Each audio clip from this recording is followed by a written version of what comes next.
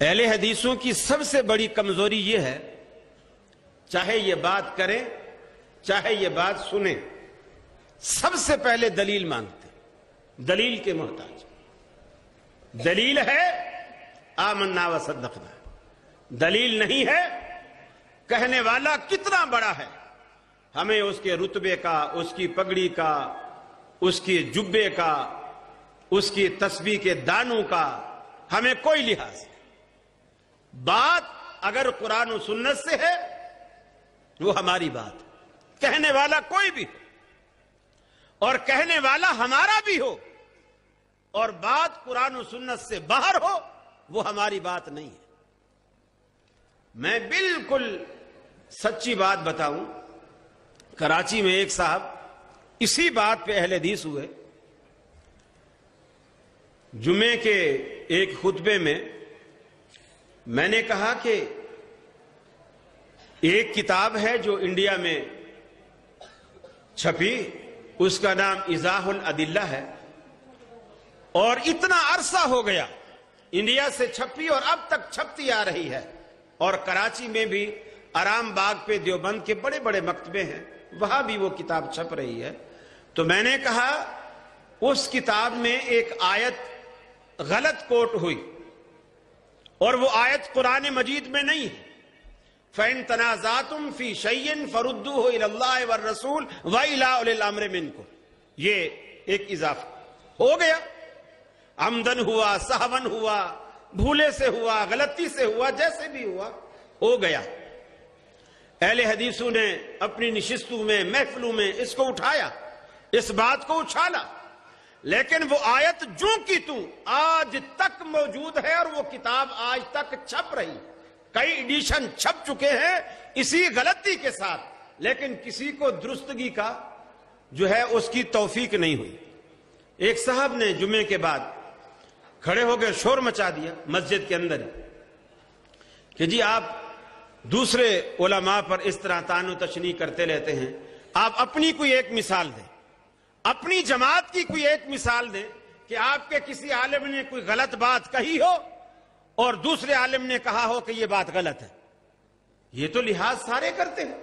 میں نے کہا نہیں، یہ بات نہیں ہے۔ میں نے مثال دی، صادق سیال کوٹی رحمت اللہ علیہ کی کتاب ہے صلاۃ الرسول۔ صادق سیال کوٹی رحمت اللہ علیہ کی کتاب ہے صلاۃ الرسول، تقریباً ہر اہل حدیث کے گھر میں موجود ہے۔ کوئی نیا ساتھی بھی آتا ہے ہم سے پوچھتا ہے مجھے نماز کے مسائل معلوم نہیں ہیں تو مجھے کوئی مشورہ دے، میں کون سی کتاب پڑھوں؟ تو ہم آسانی سے اسے کہہ دیتے ہیں کہ تو صلاۃ الرسول لے لے، اس کو پڑھ لے، تیرے بہت سارے مسائل حل ہو جائیں گے۔ اس کے بعد ایک اور صاحب آئے، اہل حدیث، وہ سعودیہ سے پڑھ کے آئے، وہ کچھ زیادہ محقق تھے، ان کے پاس تحقیقات زیادہ تھی، غالباً مولانا عبدالرؤف ان کا نام ہے۔ انہوں نے بھی صلاۃ الرسول کے نام سے ایک دوسری کتاب لکھی، اور صلاۃ الرسول کے جو مسائل ہیں اس کو انہوں نے الگ سے بیان کر کے، اور اس میں جو کمزوریاں جہاں جہاں یعنی فنی اعتبار سے حدیث میں کہاں ضعف ہے، کہاں یہ بات درست نہیں کہی گئی، اس نے ساری نشاندہی کی اور آپریشن کر کے رکھ دیا کہ یہ سیال کوٹی صاحب نے یہاں ان سے صاحب ہوا، یہاں ان سے سہل ہوا۔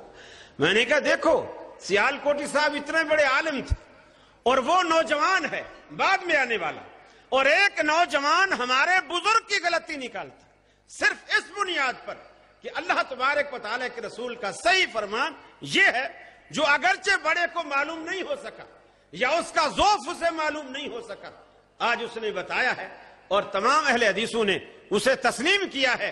یہ نہیں کہا کہ چونکہ ہمارا بڑا لکھ گیا ہے پہلے لکھ، یہ ہمارا بنیادی فرق ہے۔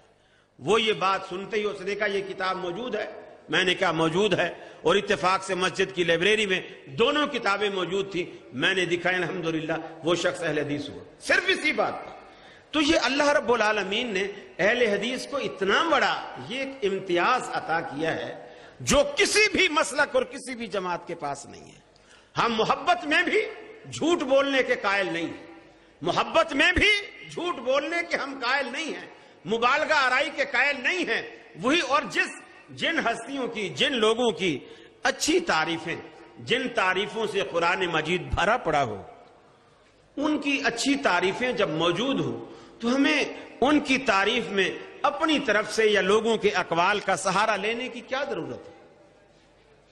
رسول اللہ صلی اللہ علیہ وسلم نے صحابہ کرام سے متعلق ہمیں اتنا محتاط رہنے کا حکم فرمایا اللہ اللہ فی صحابی، خبردار میرے صحابہ کرام کے بارے میں اللہ رب العالمین سے ڈرو، اللہ رب العالمین کا خوف دل میں رکھو، میرے صحابہ کے بارے میں کبھی بد زبانی نہ کرنا۔ لیکن آج ہم دیکھتے ہیں دنیا میں ایک چند آٹے میں نمک بھی نہیں ہے، چند لوگ ہیں جو انگلیوں پر گنے جانے والے ہیں، اور وہ صحابہ کرام کی شان میں اس طرح گستاخیاں کرتے ہیں، بدتمیزی کرتے ہیں، اور کھلے عام ان کی مجالس ہوتی ہیں، اور مجالس میں وہ ساری خرافات بکتے ہیں اور کہتے ہیں، سب کچھ کرتے ہیں۔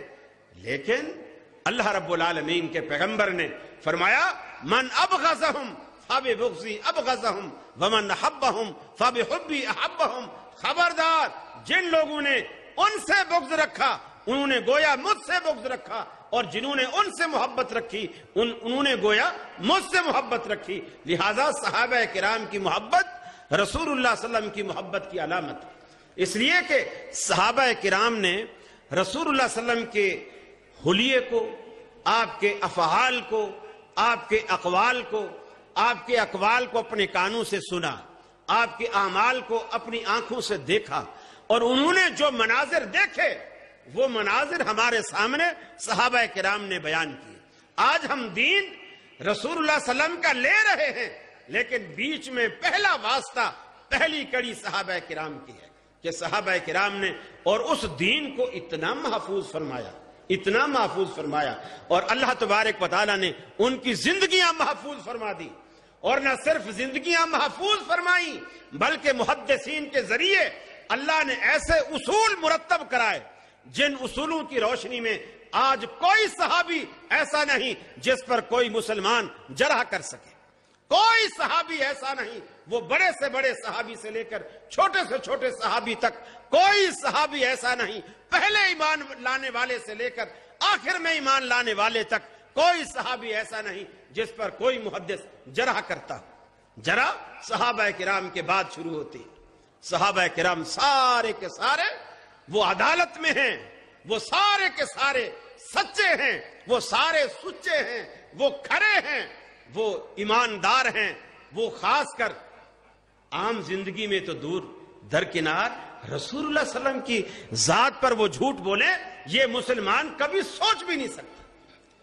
بلکہ حضرت عمر رضی اللہ تعالیٰ عنہ نے ایک موقع پر سختی کی، ابو موسیٰ اشعری رضی اللہ تعالیٰ عنہ غالباً مجھے تھوڑا یاد پڑتا ہے، یا ابو موسیٰ اشعری تھے یا حضرت ابو سعید خدری رضی اللہ تعالیٰ عنہ تھے، ان دونوں میں سے کوئی ایک صحابی تھے۔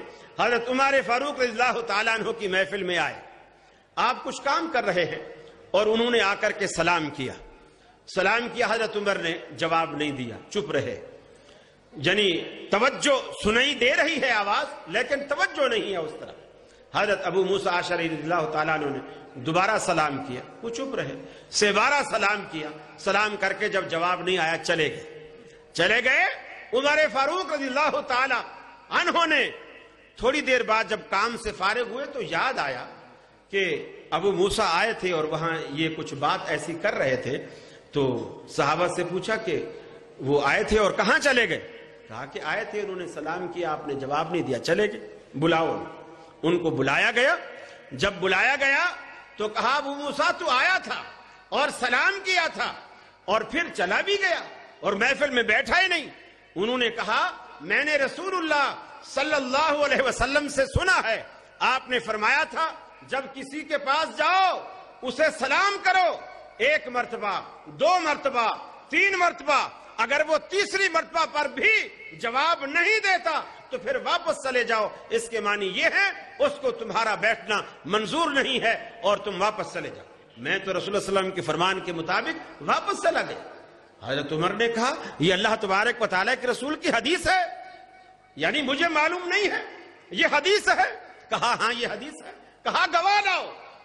وہ پریشان ہو گئے، میں اب گواہ کہاں سے لاؤں؟ اب میں گواہ لاتا پھروں، ہو سکتا ہے جس طرح آج حضرت عمر بھول گئے ہیں اس حدیث کو، کوئی اور صحابی بھی بھول گیا ہو، میں گواہ کہاں سے لا؟ پریشان ہو گئے۔ لیکن حضرت عمر کا حکم ہے، گواہ لانا ہے۔ مسجد نبوی میں گئے، ابی بن کعب رضی اللہ تعالی عنہ وہاں موجود ہیں۔ انہوں نے دیکھا اور کہا کہ ابو موسیٰ کیوں پریشان ہو؟ کہا کہ میں نے اس طرح معاملہ کیا ہے، حضرت عمر نے مجھ سے حدیث مانگی ہے اور میں پریشان ہوں، وہ حدیث پر گواہ مانگا ہے، میں نے حدیث انہیں سنائی ہے، انہوں نے گواہ مانگا ہے۔ حضرت ابی بن کعب نے کہا میں گواہی دوں گا۔ جب نماز کا وقت ہوا، حضرت عمر مسجد میں آئے۔ حضرت ابی بن کعب رضی اللہ تعالیٰ عنہ کو اتنا غصہ ہے، ناراضگی کی وجہ سے امیر المومنین بھی نہیں کہتے، یہ نہیں کہتے یا امیر المومنین، بلکہ کہتے ہیں قال یا عمر، اے عمر لا تکن لاصحاب رسول اللہ صلی اللہ علیہ وسلم عذابا، اللہ کے رسول کے صحابہ کے لیے تو عذاب نہ بن، تو مصیبت نہ بن۔ وہ تجھے اللہ کے رسول کی حدیث سناتے ہیں اور تو صحابہ سے کہتا ہے گواہی لاؤ۔ صحابی سے بہتر اور گواہ کون ہو سکتا ہے؟ جب ایک صحابی تجھے گواہی دیتا ہے کہ میں نے اللہ کے رسول سے یہ بات سنی ہے، تو پھر تو صحابی سے کہتا ہے کہ گواہ لا۔ تو صحابہ کرام کی عدالت یہ ایک مسلمہ چیز ہے، اس کا انکار کوئی نہیں کر سکتا۔ اور اللہ نے کیا بیان فرمایا؟ فرمایا محمد رسول اللہ۔ جزاکم اللہ احسن الجزا۔ یہ جو میں ابو موسیٰ اشعری رضی اللہ تعالی عنہ کا ذکر کر رہا تھا، یہ ابو سعید خدری، میں نے 2 نام ذکر کیے تھے، مجھے مغالطہ تھا، پیچھے سے میرے محسنین نے میری اصلاح فرمائی، اور جس نے بھی اصلاح فرمائی اللہ اس کے علم میں عمر میں برکت فرمائی، اضافہ فرمائے۔ جزاکم اللہ احسن الجزا۔ آپ بھی اپنی اصلاح فرما لیں، وہ حضرت ابو سعید خدری رضی اللہ تعالی عنہ۔ رسول اکرم صلی اللہ علیہ وسلم سے کہا گیا، قرآن مجید میں اللہ نے فرمایا محمد الرسول اللہ والذین معہ اشداء علی الکفار رحماء بینہم۔ محمد الرسول اللہ کی ذات گرامی اور آپ کے ساتھ جو آپ کے جانشین شمع رسالت کے یہ پروانے۔ جو آپ نے بیان کیا تھا ابو موسیٰ اشعری ہے، بعد میں تائید کے لیے ابو سعید خدری آیا، پہلے بات آپ سے صحیح ہے۔ اچھا اچھا ابو موسیٰ اشعری نے کیا تو آپ نے پہلے بیان کیا صحیح ہے۔ اچھا اچھا، ابو سعید خدری مجھ کے طرف۔ جزاکم اللہ حسن جزا، جزاکم اللہ حسن جزا۔ یہ اس میں ایک دوبارہ چھوٹی سی ترمیم آئی ہے کہ جو پہلے جس نے سلام کیا تھا وہ ابو موسیٰ اشعری ہی ہیں، وہ میں نے بات درست کہی تھی، اور جنہوں نے گواہی دی یعنی ابی بن کعب کی بجائے جنہوں نے گواہی دی وہ حضرت ابو سعید خدری رضی اللہ تعالی عنہ ہیں۔ آپ اس کی اصلاح فرما لیں۔ جزاکم اللہ حسن جزا، بارک اللہ فی العلم۔ فرمایا محمد الرسول اللہ والذین معہ اشداء علی الکفار رحماء بینہم۔ محمد الرسول اللہ صلی اللہ علیہ وسلم کی ذات گرامی، آپ کے ساتھ ایمان لانے والے شمع رسالت کے یہ پروانے، ان کا ایک وصف یہ ہے اشداء علی الکفار رحماء بینہم، کفار کے لیے سیسا پلائی دیوار، کفار کے لیے چٹان بن جانے والے، اور آپس میں انتہائی ریشم و کمخاب سے بھی نرم ہو جانے والے صحابہ کرام کی یہ جماعت، اشداء علی الکفار رحماء بینہم، آپس میں انتہائی شیر و شکر ہو جانے والے۔ جس طرح چینی دودھ میں گھل جائے تو پھر آپ چینی کو تلاش کرتے پھریں، آپ کو نظر نہیں آتی، یک جان ہو جاتی ہے۔ صحابہ کرام کی باہم وہ محبت، وہ الفت اللہ رب العالمین نے ایسے پیدا فرما دی تھی، جب بھائی بنتے تھے تو پھر فرق نہیں رکھتے تھے، پھر جیسے آپ دودھ اور چینی کو جدا نہیں کر سکتے، اسی طرح ساری عمر آپ صدیق عمر کو بھی جدا نہیں کر سکیں گے۔ رب العالمین نے ایسی محبت پیدا فرما دی۔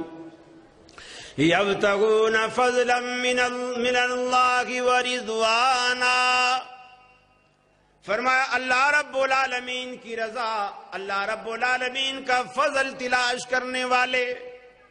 کوئی مارکیٹوں میں جاتا ہے، کوئی منڈیوں میں جاتا ہے، کوئی روکڑا تلاش کرتا ہے، کوئی پیسہ تلاش کرتا ہے، کوئی فلوس تیار کرتا ہے، کوئی ریال اور درہم و دینار تلاش کرتا ہے، لیکن صحابہ کرام مسجدوں میں آتے ہیں، میدان جہاد میں اترتے ہیں، مجالس میں آتے ہیں، ایک ہی چیز جہاں جاتے ہیں ایک ہی چیز تلاش کرتے ہیں، یبتغون فضلا من اللہ ورضوانا، اللہ رب العالمین کی رضا چاہتے ہیں، اللہ رب العالمین کا فضل تلاش کرتے ہیں، دوسری اور تیسری کوئی بات نہیں چاہتے، ہر وقت رب العالمین کا فضل ان کو مطلوب اور مقصود ہوتا ہے۔ آج دنیا میں بھی سجدے کرتا ہوں، آپ بھی سجدے کرتے ہیں، یہ معشومہ کے سجدے دنیا ان کی تعریفیں کرتی ہے، دنیا ان کی شہادتیں اور گواہیاں دیتی ہے۔ آپ سجدے کریں گے، مسجد کا مؤذن گواہی دے گا کہ میرے ساتھ نماز پڑھی تھی، امام گواہی دے گا میرے پیچھے نماز پڑھی تھی، شہر والے گواہی دیں گے ہم اکٹھے مسجد میں گئے تھے، میرے ساتھ اس نے نماز پڑھی تھی۔ لیکن قربان جائیے صحابہ کرام کے سجدوں پر، قربان جائیے صحابہ کرام کے سجدوں پر، اللہ رب العالمین عرش معلیٰ سے ان کے سجدوں